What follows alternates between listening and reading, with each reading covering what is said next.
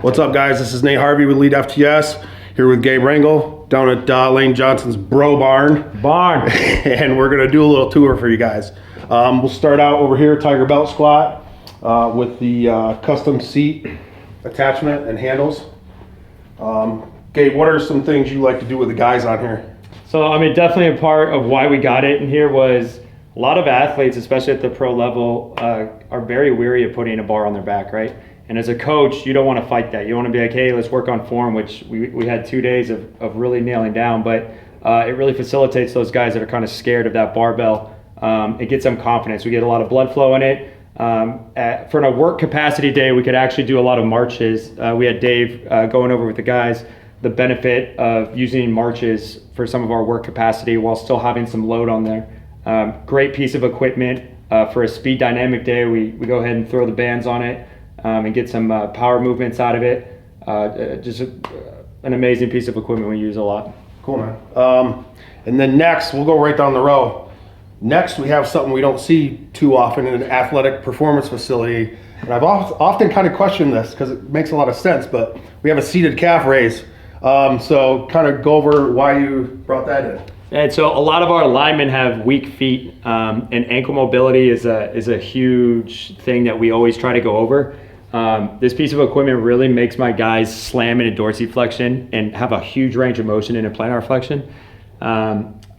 Obviously, like the muscle that we're working, that soleus and gastroc, they get it. It's not our main focus for it, but again, for my purpose, to use it as an accessory auxiliary movement at the end of our workouts, we get great ankle mobility and we get great blood flow to that calf, which again, if we have a lot of injured ankles, it's going to help get some fresh blood into those areas, and I love it for the joint. Cool. Next, we got our chest supported row. This is our EFS model, kind of the next step up. Pretty obvious why you would have this in here. Adjustable handles. I like to handle the pivots. You can go neutral grip or traditional straight bar. I guess how often do you typically throw rowing movements into the guys' programs? A lot. I mean, especially it being lanes, we have a lot of offensive linemen here, and they're punching a lot. And you know the old saying, you can't shoot a cannon out of a canoe. We need a lot of rowing motions to kind of counterbalance that punch motion. We use it a lot, and like you said, we use the various grips, and it's awesome because we'll do a lot of double overhand, and when we do that with dumbbells, we get a lot of cheated movements. Right. And that chest support kind of just, it locks them down and really makes them get an extra range of motion. And I'd say probably twice a week we're using this in some capacity, whether it be a Meadows row on this side or its traditional sense of the pronated, supinated, or that neutral grip. Next, you guys went with Collegiate glute ham. Got the bearings on the bottom, step up plate, adjustability. The rollers can go up and down. With this bearing rod on the bottom, the adjustability is super easy, slides really nice. You don't see that on the other models. How do you guys kind of work this into your programming? How many times a week?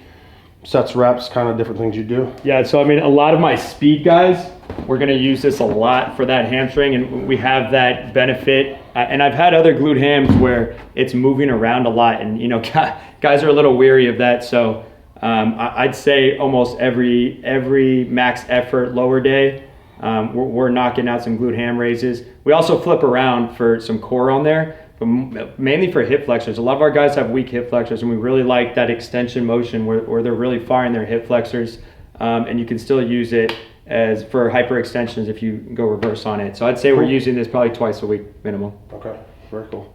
And then you guys picked up our signature lat pull down and seated row. Seated rows are down on the floor, obviously. Comes standard with 250-pound stack. Again, pretty traditional piece.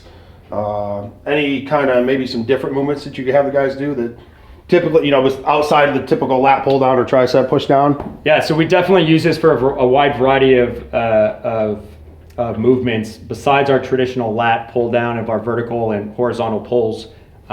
We put straps on here, and we actually train a lot of rotational movements and stability in various planes.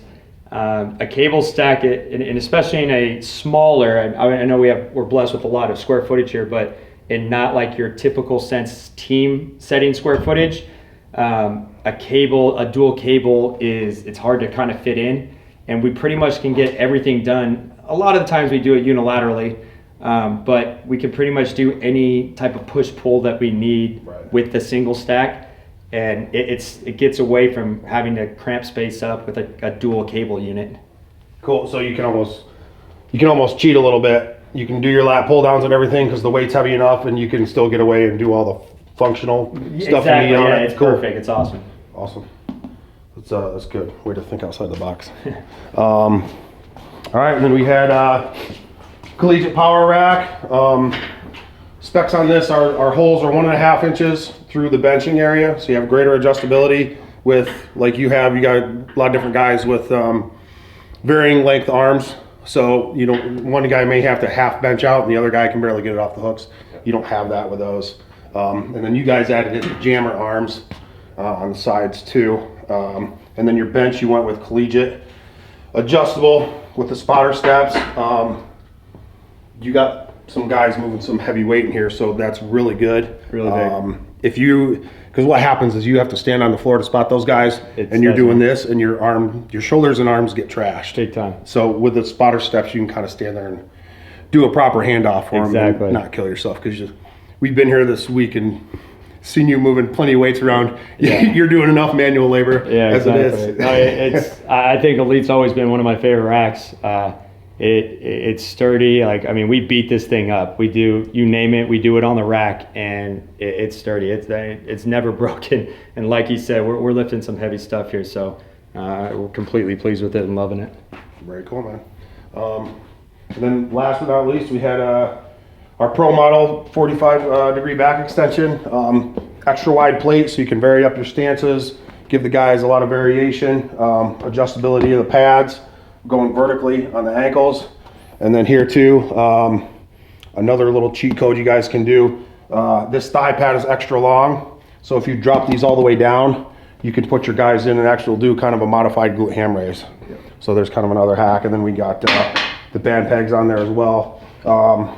The thing I loved about this when I was coaching, a lot of people have trouble getting their guys to hinge or whatever. It's pretty easy to throw them on there and kind of make it easy for them. They don't have to think about it. Just go on and get the work in and get it done. Yeah, our guys are in a lot of prolonged extension positions, and there's a huge critical thing of do we train back? And I train back a lot because I know our guys are going to be in those positions, and even though our erectors are a lot of type 1, I like our guys to have strong backs because that's how we don't get them injured. And again, when we do those, we be really careful packing all of our lats and stuff, but we do barbell hyper extensions on here, and I absolutely love it.